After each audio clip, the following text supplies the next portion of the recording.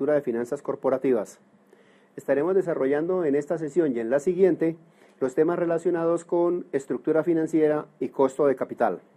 Para sintonizarnos un poco en la ubicación dentro del mapa conceptual que venimos desarrollando, les estoy presentando en sección amarilla la parte del tema de esta segunda unidad de nuestro curso.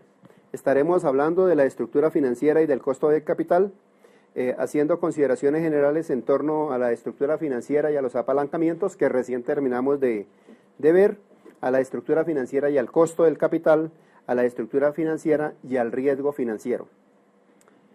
En la sesión de hoy nos acompaña el doctor Hernando Rodríguez, contador público, especialista en finanzas, candidato a doctor, es director financiero de varias entidades a nivel nacional, asesor financiero corporativo, catedrático en el área financiera de prestigiosas universidades, también a nivel nacional, y docente titular de mercado de capitales aquí en el Politécnico Gran Colombiano, institución universitaria.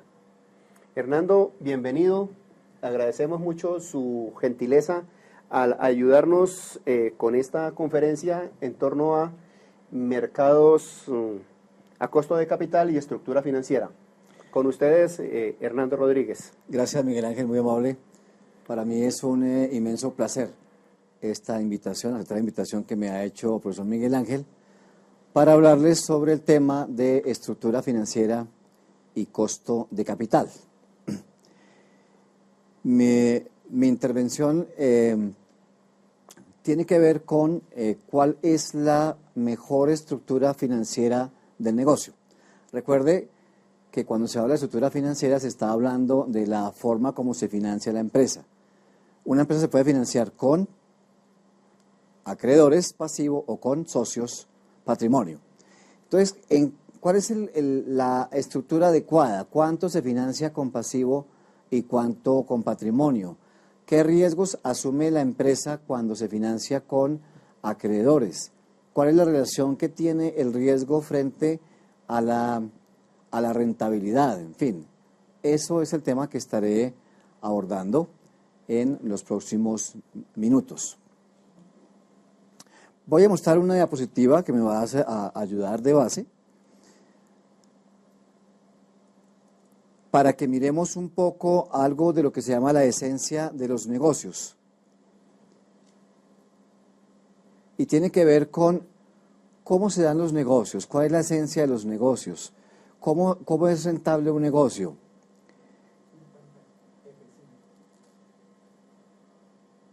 Entonces miremoslo.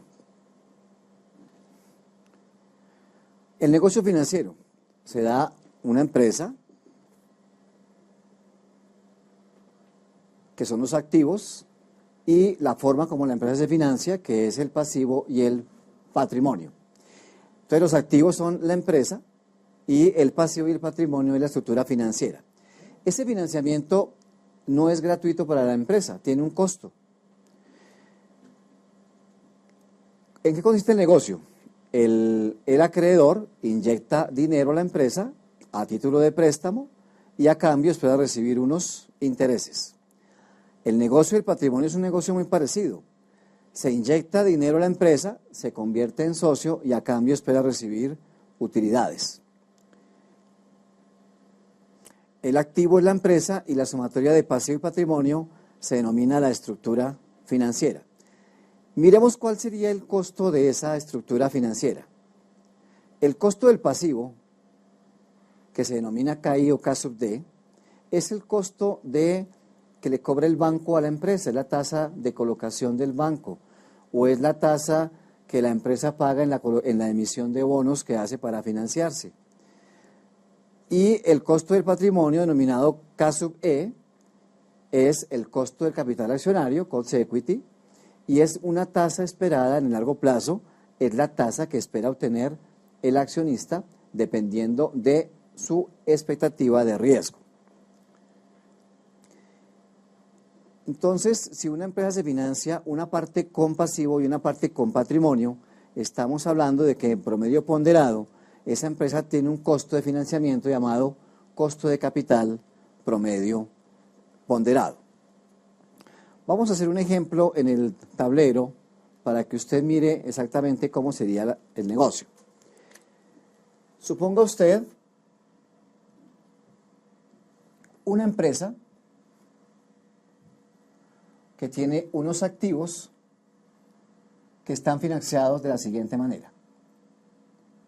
Una parte del activo, supongamos 300 millones de pesos, están financiados con pasivo sin costo financiero. ¿Cuál es el pasivo sin costo financiero? Es el pasivo laboral, el pasivo comercial y el pasivo fiscal. Este pasivo laboral es el pasivo con empleados.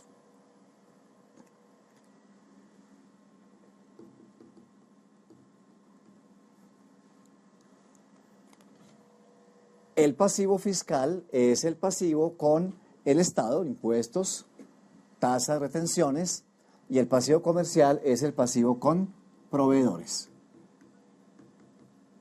Este es un pasivo que no genera costo, lo cual significa que no está generando intereses o gastos financieros, los cuales son deducibles del impuesto a la renta en el estado de resultados. Existe otro pasivo que sí tiene costo, miremoslo acá. Suponga usted que hay un pasivo con costo de 2.000 millones de pesos, pasivo con costo financiero. Ese pasivo puede ser la obligación financiera y puede ser los bonos por pagar.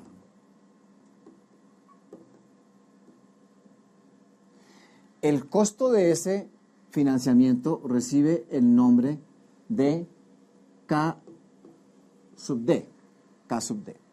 Suponga usted que en promedio ese financiamiento está del orden del 20% efectivo anual. Hay otra parte que se financia con patrimonio sin costo. Supongamos 200 millones, y ese patrimonio sin costo tiene que ver con, bueno, coloquemos primero patrimonio con costo,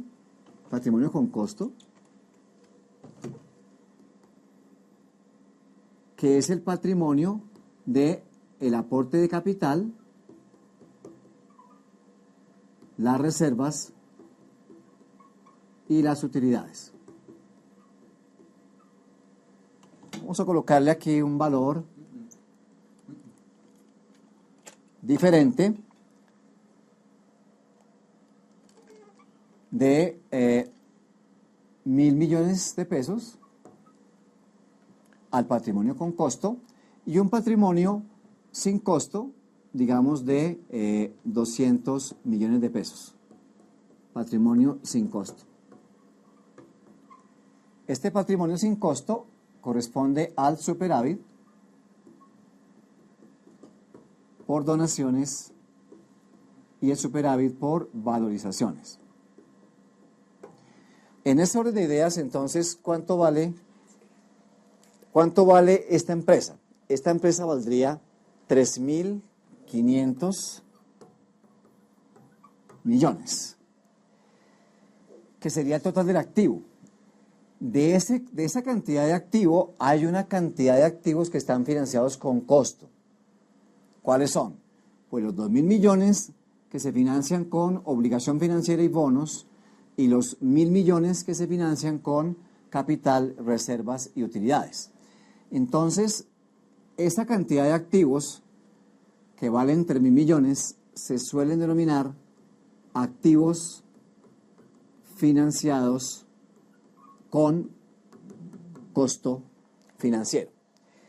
Suponga usted que estos 1.000 millones de patrimonio con costo están financiados a una tasa denominada K sub E del 25%. 25%.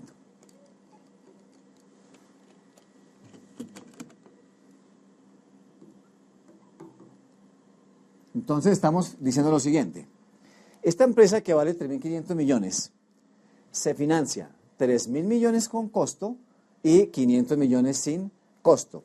¿Cuánto le cuesta a esta empresa en promedio ponderado financiarse?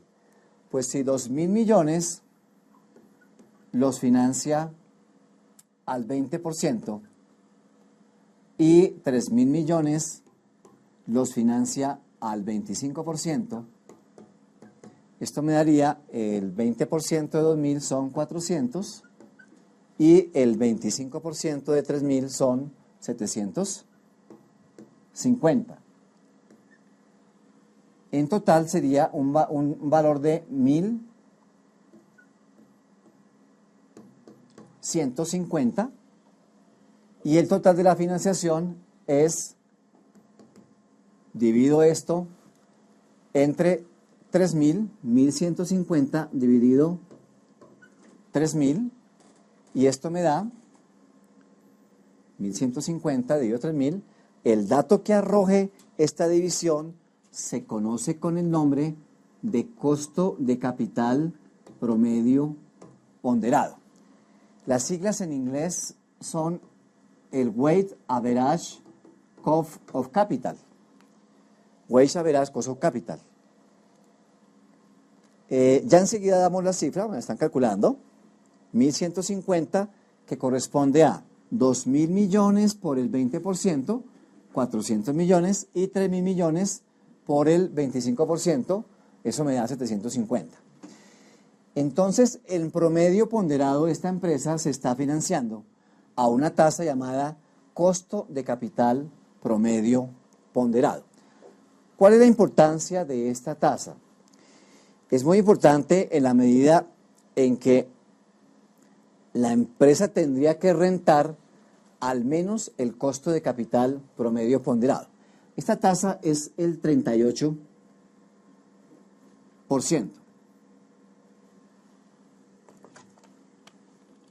Creo que hay un error en el cálculo. Vamos a rectificar el cálculo aquí, que mi asistente me colabore. Esto es 2.000 por el punto 2 me da 400. Y 3.000 por el punto 25 me da 750. La sumatoria me da 1.150. Y el total sería, escúchame, aquí tengo un error, porque esto es 1.000. Esto es 1.000 por el 25%, que corresponde a 250, para un total de 650, que dividido entre 3.000, me da una tasa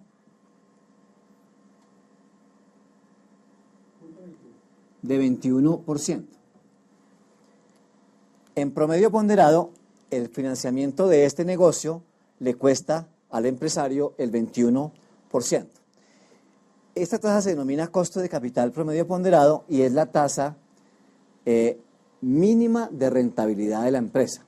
Entonces, esta empresa debería rentar, al menos debería rentar el 21%. ¿Qué pasa si la empresa renta por encima de esta tasa? Simplemente genera valor y se cumpliría el objetivo básico financiero. Si renta por debajo, esta empresa estaría perdiendo valor, por consiguiente estaría en serios problemas financieros. Bueno, ahora bien, ¿cómo se calcula esta tasa? Vamos a utilizar un archivo en PowerPoint para mirar el costo de capital, el cálculo del costo de capital promedio ponderado.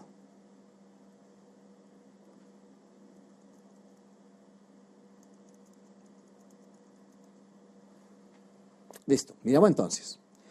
¿Qué es el costo de capital promedio ponderado? Definición. Es la tasa de descuento con la que los flujos de caja libre o EVAs futuros se traen a valor presente para valorar la empresa o para efectuar una valoración financiera de un negocio cualquiera. También se dice que es la rentabilidad mínima que deben producir los activos de una empresa. Otra definición, para el socio es un costo esperado en el largo plazo y recoge la expectativa de riesgo, tanto de acreedores como de accionistas. El origen de esa tasa, pues la empresa, decíamos, tiene dos fuentes principales de financiamiento, acreedores y socios, y cada uno tiene una expectativa de rentabilidad al hacer el aporte, unos a manera de deuda y otros a manera de patrimonio. Entonces, el costo promedio de las fuentes a las cuales se les puede medir el costo financiero se denomina costo de capital promedio ponderado. ¿Cuáles son los componentes de ese costo de capital? Pues uno es la estructura financiera, que es la cantidad de pasivo y de patrimonio que tienen costo. Otra fuente, otro componente es el costo del pasivo denominado K sub D, y el otro componente es el costo del patrimonio denominado K sub E o Cost Equity. Miremos en qué consiste cada uno de ellos. El costo de la deuda, el KI o el KD, lo podemos calcular como el valor presente de los flujos de caja en el tiempo de todas las deudas que tenga la empresa con costo financiero. Entonces se monta una hoja en Excel, se colocan todos los préstamos que tenga la empresa, ya sea en moneda legal o en moneda extranjera. Estos últimos de moneda extranjera se pasan a pesos colombianos, se colocan los flujos de caja de cada deuda en la hoja de Excel, se hace un flujo de caja neto con todos los flujos de caja de cada préstamo y la tasa interna de retorno de todos los flujos es la que se denomina costo de la deuda o costo del interés. Un poco más complejo es el cálculo del costo del patrimonio o K sub E. Recuerde que el K sub E es una tasa esperada en el largo plazo. Es la tasa que el accionista espera obtener en el largo plazo y que depende de su expectativa de riesgo.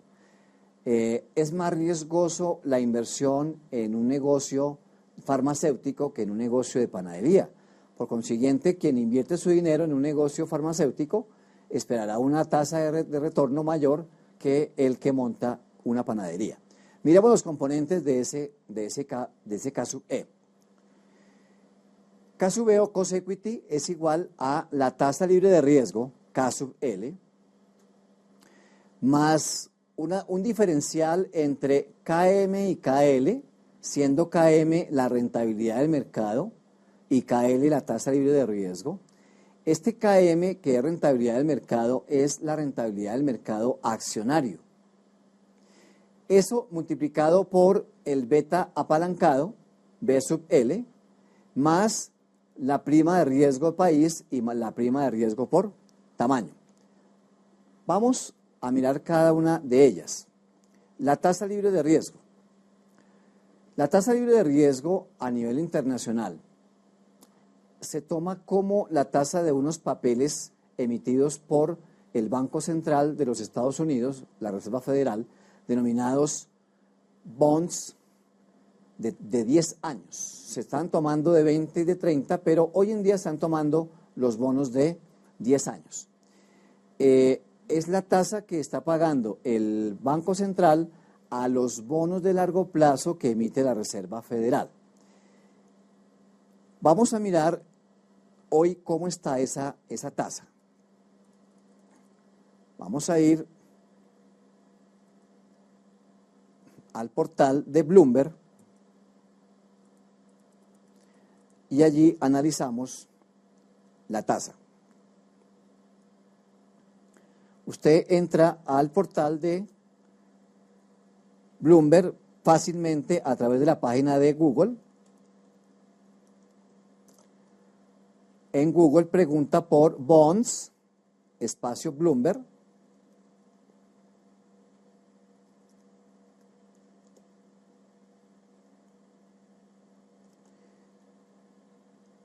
y allí le aparece la página, entra al primer link, al link de los bonos del gobierno, Government Bonds. El gobierno federado de los Estados Unidos emite 3 tipos de papeles: los de corto plazo, que van hasta 12 meses, los de mediano plazo, que se llaman las notas, que van hasta los 5 años, y los de largo plazo, que son de 7, 10 y 30 años. Entonces, la tasa libre de riesgo aceptada hoy en día a nivel internacional es la de los bonos de 10 años. Para el día de hoy, esa tasa está en 3.72%. 3.70% es la tasa de los bonos de 10 años. O sea que si una persona en cualquier parte del mundo quisiera invertir su dinero cero riesgo, invertiría en una tasa del 3.72% en dólares, que es la tasa que paga los bonos del gobierno norteamericano con un plazo de 10 años. Entonces, tendríamos el costo del capital K sub E es igual a la tasa libre de riesgo. A esa tasa se le suman una serie de primas de riesgo. Cuando el inversionista asume un riesgo más alto, se le adiciona a la tasa esperada una prima de riesgo. Miremos qué pasa si en lugar de comprar bonos de los Estados Unidos, compra acciones. Entonces se adiciona una prima que se llama prima de riesgo,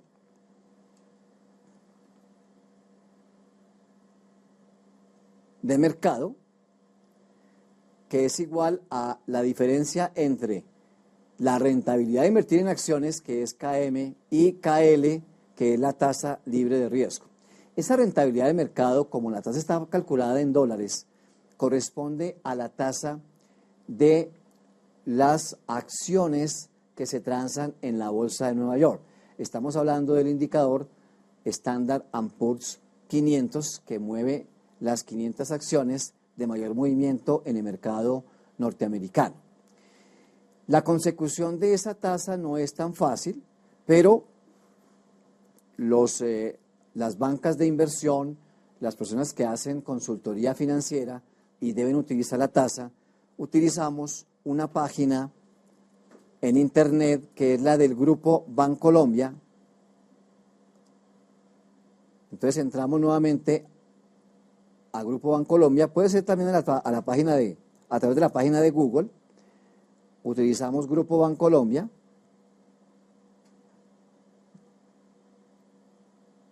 y allí traemos un software que utiliza la banca de inversión de Bancolombia.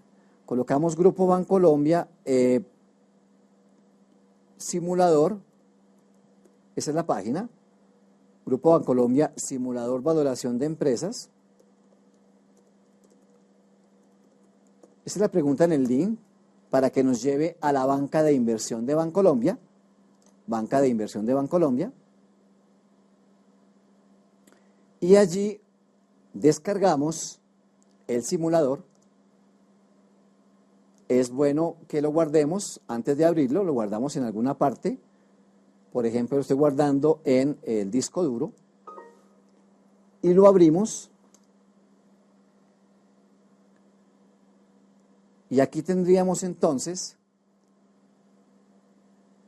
el software que utiliza la banca de inversión de Bancolombia y que nos arroja una cantidad de datos calculados en forma de proyección que podemos utilizar ya sea a nivel académico o ya sea en la vida real. Por ejemplo, vamos a la hoja de supuestos de valoración, la hoja de supuestos de valoración. Estamos trabajando aquí, vamos a hacer un zoom más grande para poder verlo mejor. Inicia con el cálculo del costo del patrimonio y trae la tasa de los bonos de 10 años. El banquero de inversión está trabajando con 3.9% y tiene una proyección hasta el año 2018. Cuando usted entre al tema de proyecciones financieras, le recomiendo que utilice este software que le va a servir muchísimo. Entonces la tasa libre de riesgo sería 3.9.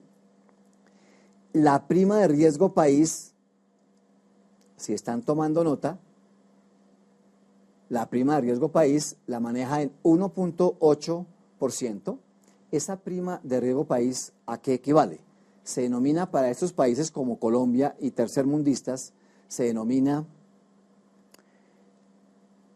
el EMBI, EMBI en inglés, Emerging Market Bond Index, que es la tasa libre de los mercados emergentes.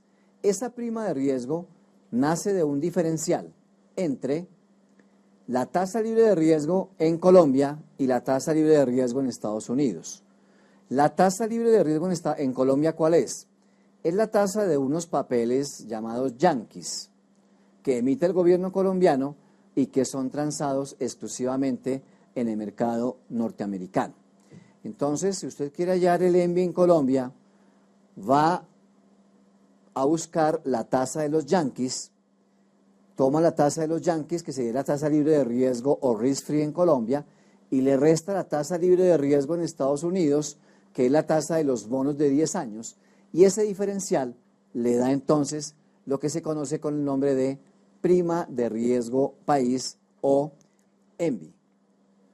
Si usted quisiera determinar cuánto vale la prima de riesgo país hoy en Colombia, entonces le recomiendo que vaya a una página del grupo Aval.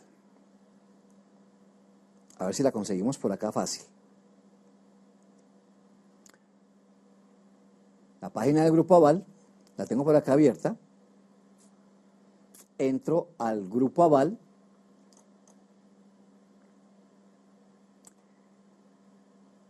Y aquí entro a los indicadores económicos.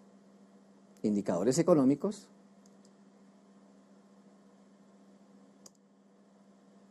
Parece que tenemos problemas con la página.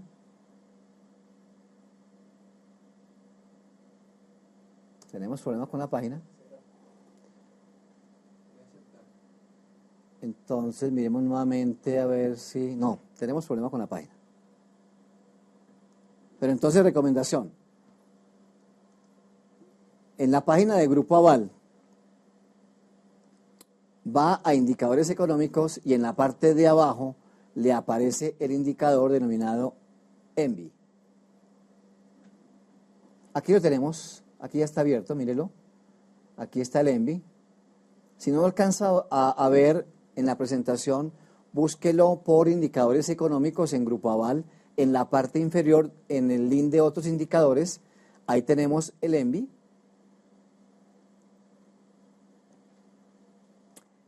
Y ese EMBI vale, para la fecha de hoy, vale 162 puntos básicos. ¿Qué son 162 puntos básicos? 100 puntos básicos equivale a un 1%. Luego, el EMBI valdría, a la fecha de hoy, 9 de marzo, valdría 1.62%. Entonces, continuamos con el software de la banca de inversión de Bancolombia. Decíamos, tenemos que está trabajando en forma proyectada hasta el año 2017 una tasa libre de riesgo de 3.9% y un spread bono República de Colombia de 1.8% o EMBI, el EMBI. Si usted desea mirar nuevamente la formulación de la fórmula de costo de capital, en la parte del CAE, miremoslo. Entonces, CAE sería tasa libre de riesgo, que es la tasa de los bonos de 10 años. La prima de riesgo de mercado, que es la diferencia entre lo que renta el mercado de acciones norteamericano y la tasa libre de riesgo. Miremos en cuánto estima la banca de inversión de Bancolombia, en cuánto estima esa prima de riesgo de mercado, el caso M. Esa prima de riesgo de mercado se denomina prima del mercado accionario. prima del mercado accionario, y está tasada en 4.5%. O sea que si la persona invierte en acciones del mercado norteamericano, tendría una prima de 4.5% por encima de lo que rentan los bonos de 10 años emitidos por la Reserva Federal. Entonces tengo la prima de riesgo de mercado que vale 4,5%. Tengo la prima de riesgo país que vale 1.8% y tengo el 3.9% que es la tasa libre de riesgo. Regresemos a la presentación. Tenemos K sub E es igual a K sub L, tasa libre de riesgo, más la prima de riesgo de mercado, multiplicado por el beta apalancado, ya miramos cómo se calcula el beta, que es el beta, y la prima de riesgo país, que para Colombia se llama ENVI Colombia. Esta prima por tamaño corresponde a el diferencial que hay entre la rentabilidad de las empresas grandes y las empresas pequeñas. Se supone que una empresa pequeña es más riesgosa, por consiguiente debe tener una rentabilidad un poco más atractiva. Hablemos un poco de la beta del sector. Ya enseguida me voy a ayudar del tablero. La beta corresponde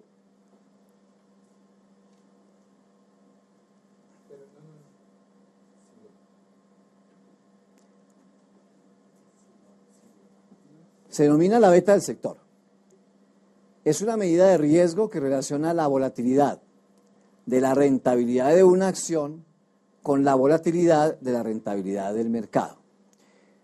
En términos mucho más sencillos, diríamos, mire, si usted quiere calcular la beta de una empresa, la beta del sector, entonces tome el precio, si la acción cotiza en la Bolsa de Valores de Colombia, es mucho más sencillo, porque usted toma el precio de la acción por ejemplo, de Bavaria, durante los últimos 3 años, y también tomaría el precio del índice general de la Bolsa de Valores de Colombia durante el mismo lapso. Calcula las rentabilidades del índice y las rentabilidades de la acción de Bavaria, ¿cierto? Y cuando usted equipara una rentabilidad con la otra, ahí se genera la beta del sector. Porque la beta, ¿qué es? La beta es la pendiente de la línea de regresión que asocia la rentabilidad del mercado con la rentabilidad de una acción. Si la beta es, por ejemplo, de 1.2, el significado es que la rentabilidad de la acción está un 20% por encima en promedio de la rentabilidad de todo el mercado. Si la beta vale 0.7, significa que la rentabilidad de la empresa que estamos trabajando en particular está un 30% por debajo de la rentabilidad del mercado. Miremos algunas betas que trae el software de la banca de inversión. Lo conseguimos en la última hoja. Los betas, vamos a ampliar un poco más para que se vea mejor. Entonces, por ejemplo, el beta de aerolíneas es 0.46. Estos betas que trabaja la banca de inversión son betas calculados en Estados Unidos. En Colombia no hay suficiente información para calcular betas. Los últimos betas que calculó Colombia los calculó la Superintendencia de Valores en el año 1989. Desde entonces, si usted quiere calcular betas, tendría que pagar por esa información. Pero no tenemos agencias especializadas que lo hagan. Entonces trabajamos con los betas norteamericanos. El beta del sector aerolíneas es 0.46. ¿Qué significado tiene? Que la rentabilidad del sector aerolíneas está en su rentabilidad un 54% por debajo de la rentabilidad de todo el mercado de empresas norteamericano. Si tomamos un beta de 1.07, por ejemplo significaría que ese sector está por encima del mercado un 7%. Vamos a regresar nuevamente a nuestra fórmula. Para redondear la idea. Cálculo del cost equity, costo del capital accionario. Tome la tasa libre de riesgo, bonos de 10 años, más la prima de riesgo de mercado. Multiplíquela por el beta apalancado, le suma la prima de riesgo país o ENVI y, si se amerita, le suma la prima por riesgo de tamaño y ahí conseguiríamos lo que se denomina el cost equity o costo del capital accionario. En el proceso de valoración de empresas, en el proceso de evaluación financiera de proyectos, este cálculo es de los más complejos que hay. No es tan fácil hacer el cálculo, hay que hacerlo detenidamente en una hoja electrónica de Excel, hacerle revisión varias veces. El beta puede cambiar de un periodo a otro porque cambian las tasas, etc. Ahora, este costo que me da está en dólares, porque las tasas que hemos trabajado están en dólares. Entonces, ese costo hay que pasarlo a pesos. El cálculo del costo en pesos sería tomar 1 más ese KE nominal y lo multiplico por 1 más la tasa de devaluación y eso menos 1. Recuerde que estamos combinando dos tasas, juntas efectivas anuales, y cuando usted combina dos tasas se deben juntas multiplicar. Entonces multiplicamos 1 más el KE que me dio en dólares multiplicado por 1 más la devaluación y así me daría el KE en pesos nominales. Entonces vamos a ir redondeando ideas. Una idea principal es: una empresa se financia con acreedores y con patrimonio. Parte del financiamiento con pasivo tiene costo y parte no tiene costo. La parte que tiene costo se llama pasivo financiero y su costo se denomina K sub D, costo de la deuda. Parte del patrimonio también tiene costo y parte del patrimonio no tiene costo. La parte del patrimonio que no tiene costo es el superávit por valorizaciones y por donaciones. Y la parte del patrimonio con costo es la que corresponde a las utilidades, a las reservas y al aporte de capital. Ese costo se denomina cost equity y acabamos grosso modo de mirar cómo se calcula en el largo plazo ese costo. Ahora bien, la empresa debería generar una rentabilidad mayor al costo de capital promedio ponderado. Voy a colocar en el tablero la fórmula para calcular el costo de capital promedio ponderado. Miremos cómo. El costo de capital promedio ponderado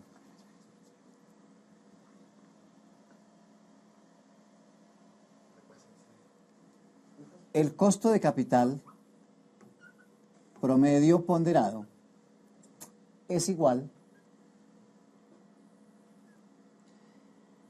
al pasivo que multiplica al costo de la deuda, dijimos que se llamaba K sub D, esto sumado a el patrimonio multiplicado por su costo, y ese costo se denomina K sub E, y todo dividido entre los activos. Hay que hacer un refinamiento de la fórmula. Es el siguiente. Ese pasivo corresponde al pasivo financiero. O sea, el pasivo con costo financiero. ¿De qué periodo? El pasivo financiero del periodo inicial.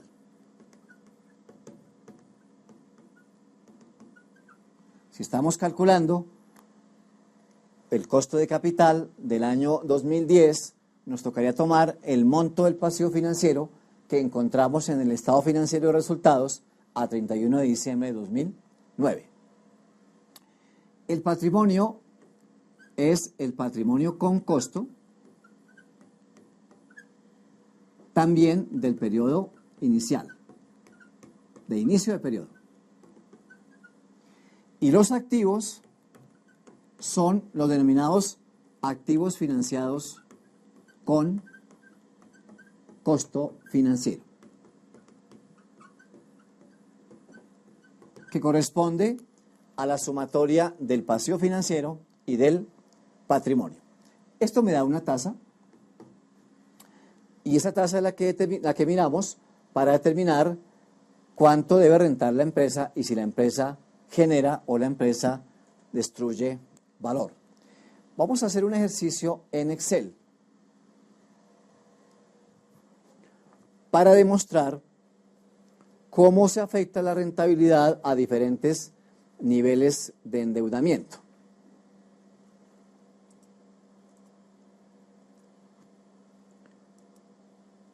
Vamos a tomar un ejercicio que ya tengo aquí montado en pantalla.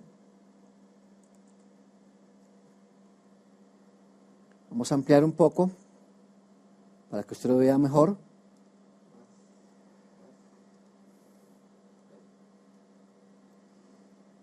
Entonces, este es un ejercicio en donde tengo estados de balance general de dos periodos, 2007 y 2008.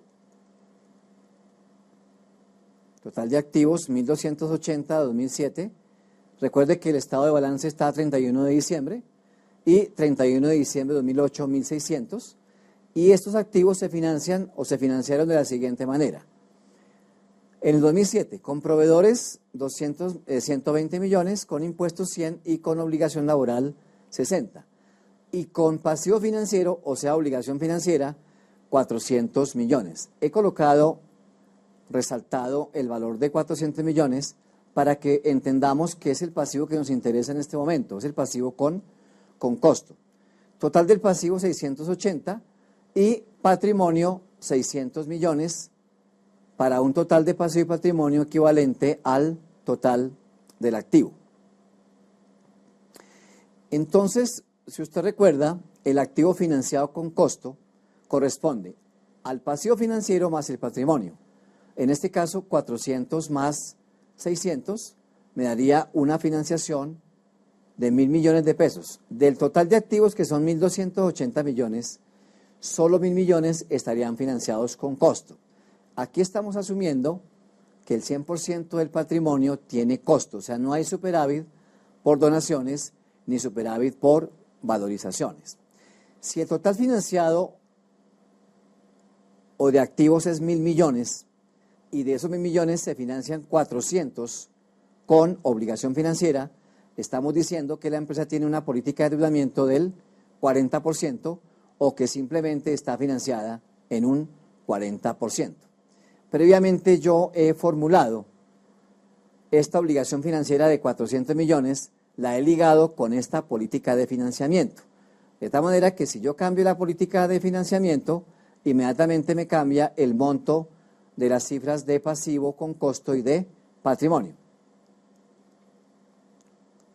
Por ejemplo, mire usted, si tomamos, en lugar de 40%, tomamos el 60%, entonces aquí me quedaría ya con una política del 70%, una obligación financiera de 700 millones y un patrimonio de 300 millones. Con eso vamos a desarrollar nuestro estado de resultados. Vamos a dejarlo como estaba inicialmente, con un 40% financiado con pasivo y un 60% financiado con patrimonio. He preparado de antemano un estado de resultados para que lo vayamos llenando. Si usted tiene la forma, le rogaría que fuera generando también los cálculos para que fuéramos comparando cifras. Tengo unas ventas netas de 2.500 millones. Vea las fechas. El estado de resultados está del 1 de enero del 2008 al 31 de diciembre del 2008. Y tengo estado financiero de balance general a 31 de diciembre de 2007 y 2008. El resultado es de 2008. Si las ventas son 2.500 millones y el costo de ventas lo calculamos multiplicando esas ventas por el porcentaje de costo de ventas que he colocado en el ejemplo como 60%. Eso me daría un costo de ventas de 1.500, restamos las ventas netas del costo de ventas y eso me daría 1.000 millones. Tengo un gasto de operación de 700 millones, por consiguiente la utilidad operacional es la diferencia entre la utilidad bruta en ventas y el gasto de operación. En este caso tendríamos una utilidad operacional, también llamada utilidad antes de impuestos e intereses, de 300 millones. Calculemos para restar en el estado de resultados el gasto financiero. El gasto financiero corresponde al monto del pasivo con costo, en este caso 500 millones, multiplicado por el costo de la deuda. El costo de la deuda del año 2008, que es el estado de resultados. En este caso, el 25%. Correspondería a 125 millones. Luego, la utilidad antes de impuesto es la resta entre 300 millones, la utilidad operacional y el gasto financiero. Me da una utilidad antes de impuestos de 175 millones, a los cuales le aplico la tasa de impuesto a la renta, suponga usted el 33%, y restando la utilidad antes de impuestos al impuesto aplicado, tendríamos una utilidad neta de 117.25%. Entonces ya tengo cifras del estado de resultados y tengo cifras de balance general. Con esos dos estados financieros vamos a calcular las rentabilidades. Calculemos rentabilidades. Calculemos rentabilidades antes de impuestos. La rentabilidad antes de impuestos, también denominada ROA, Return Over Assets, es igual, tome nota por favor, a la utilidad operacional. Vamos a tomarla de la hoja electrónica, la utilidad operacional, que en nuestro caso nos dio 300 millones, dividido los activos financiados con costo, pero al inicio del periodo. En este caso son 1.000 millones. Tenemos una rentabilidad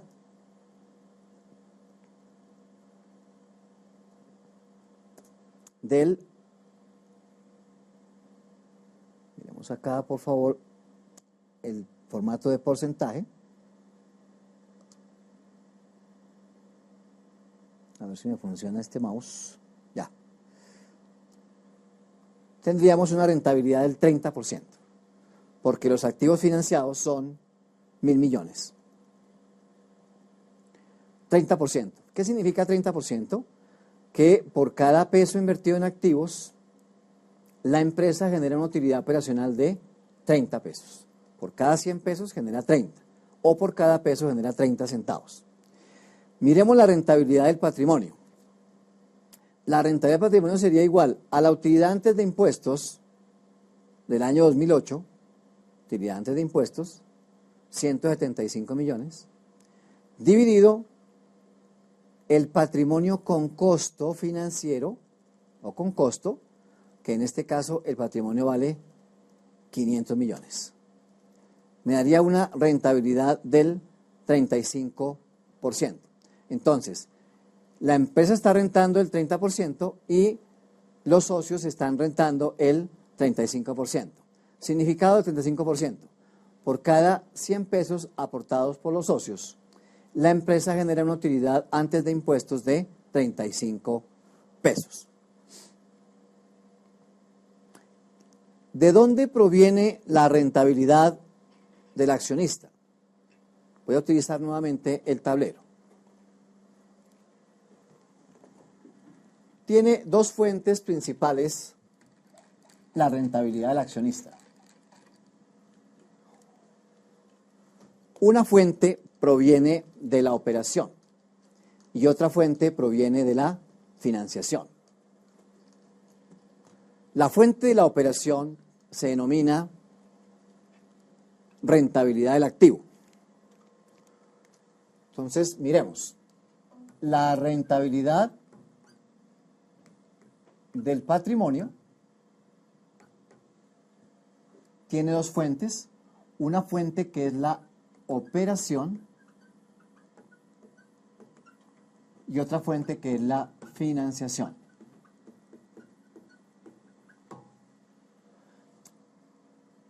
Significa eso entonces que el accionista tiene rentabilidad tanto por el desarrollo de un objeto social como por la actividad de endeudamiento.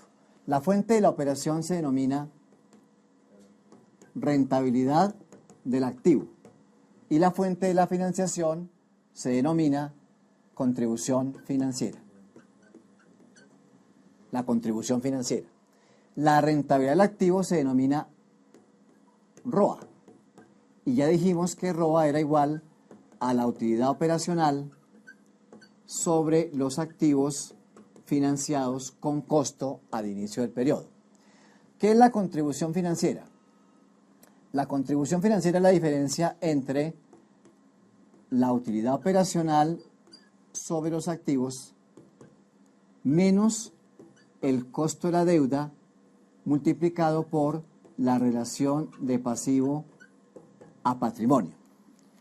Como en nuestro ejercicio la rentabilidad de la empresa es 30% y la rentabilidad del patrimonio nos dio 35%, quiere decir entonces que la contribución financiera debe valer 5%. O sea que la operación contribuye a la rentabilidad del accionista con 30% y la financiación con acreedores contribuye en un 5%. Aquí estamos generando un premio de 5% para el accionista por el hecho de endeudarse con acreedores financieros.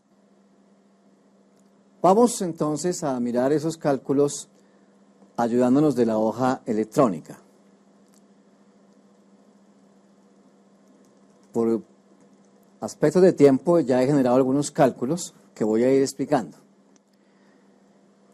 Calculamos la rentabilidad para que miremos el efecto que tiene el endeudamiento en la rentabilidad tanto de la empresa como del accionista. La rentabilidad se puede calcular antes de impuestos y se puede calcular después de impuestos y tiene dos efectos diferentes, dos análisis diferentes. Calculemos la rentabilidad antes de impuestos. Esta rentabilidad que se denomina ROA o rentabilidad del activo antes de impuestos se calcula como la relación que hay entre la utilidad operacional y los activos financiados al inicio del periodo. En este caso debemos tomar para la utilidad operacional los 300 millones de utilidad y lo dividimos entre los activos financiados. Recuerde que esa utilidad es del año 2008 y los activos financiados, que valen 1.000 millones, están a 31 de diciembre de 2007. Son estos 1.000 millones de pesos. Esta rentabilidad me da entonces 30%. Una rentabilidad del 30%. Significado de esa rentabilidad: por cada 100 pesos invertidos en activos financiados con costo, la empresa genera una utilidad operacional de 30 pesos.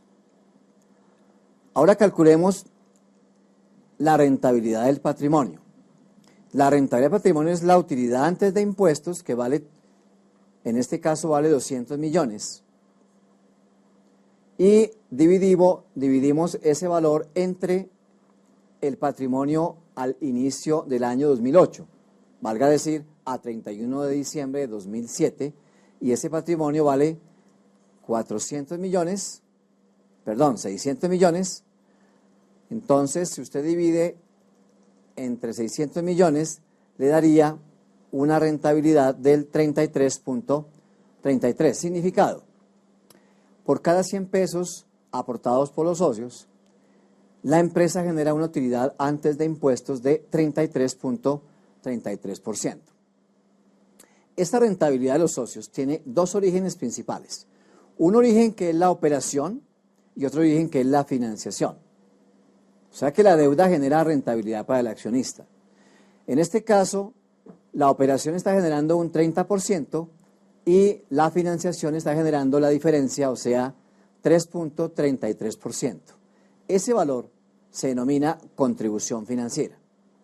La contribución financiera se calcula como la diferencia que hay entre lo que renta la empresa y lo que le cuesta financiarse, multiplicado por la relación de apalancamiento financiero, que es pasivo sobre patrimonio. Entonces, para este caso en particular, la contribución financiera, que nos arroja un dato de 3.33, es el resultado de tomar rentabilidad del activo, que es 33.33, y dividirlo, restarle el 25%, que es el costo de la deuda, y multiplicar eso por el apalancamiento financiero, que en este caso nos da 66.67%.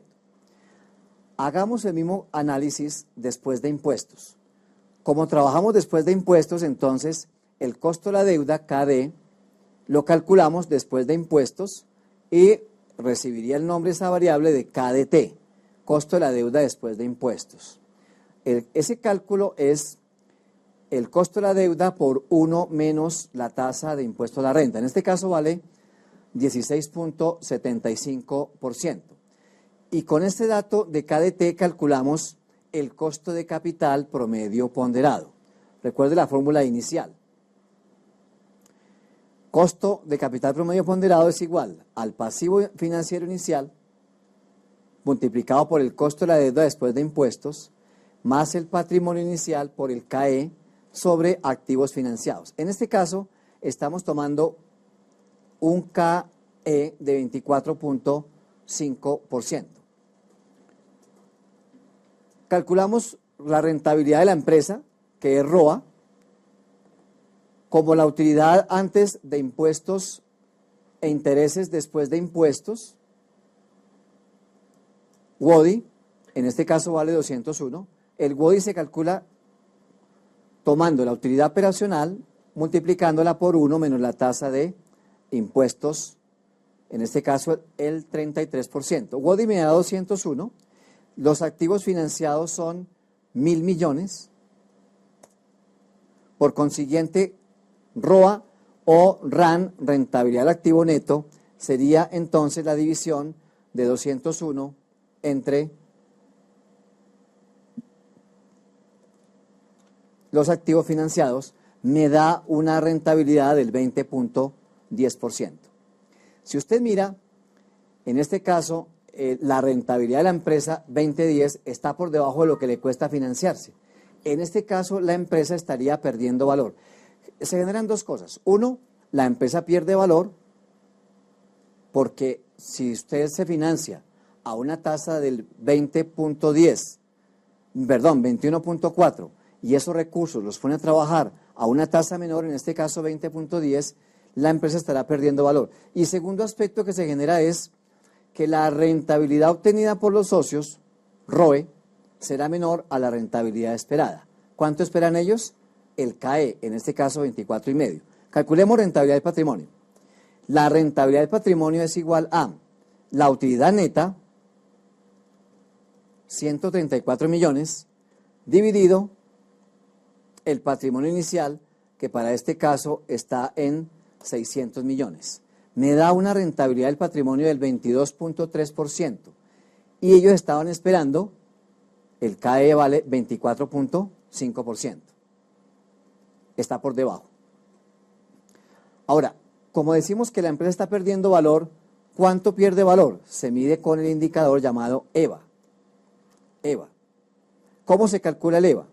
Tomamos los activos iniciales, 1.000 millones, y multiplicamos por paréntesis la diferencia que hay entre lo que renta el negocio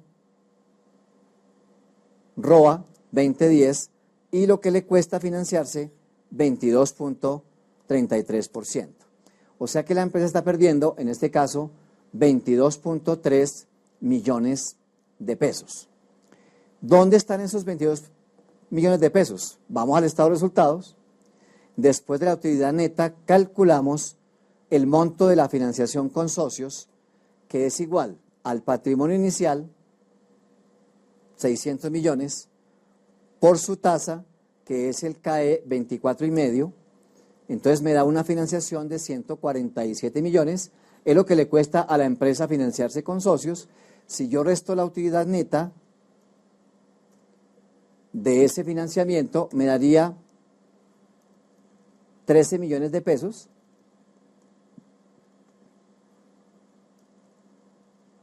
que debería ser igual al valor del EVA. Rectifiquemos el valor del EVA. El EVA es igual a los activos financiados, 1.000 millones, multiplicado por la diferencia que hay entre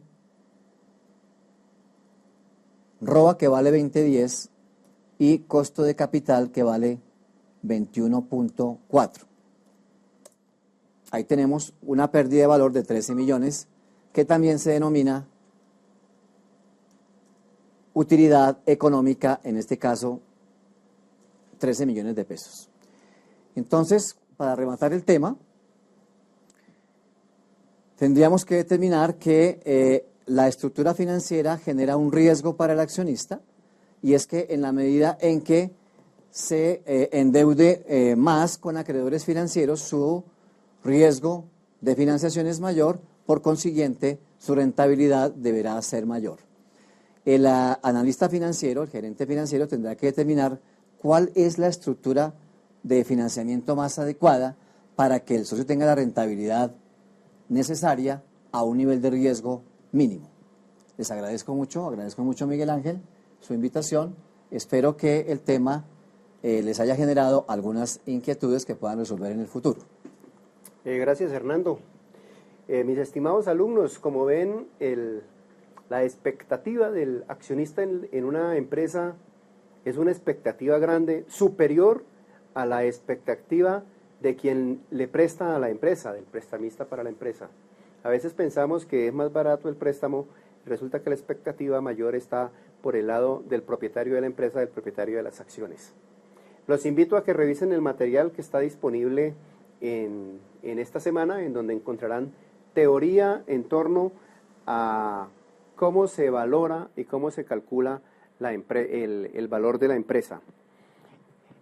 Muchas gracias por su atención. Nos estaremos viendo en la próxima semana complementando este interesante tema de la estructura financiera y del costo del capital para una empresa.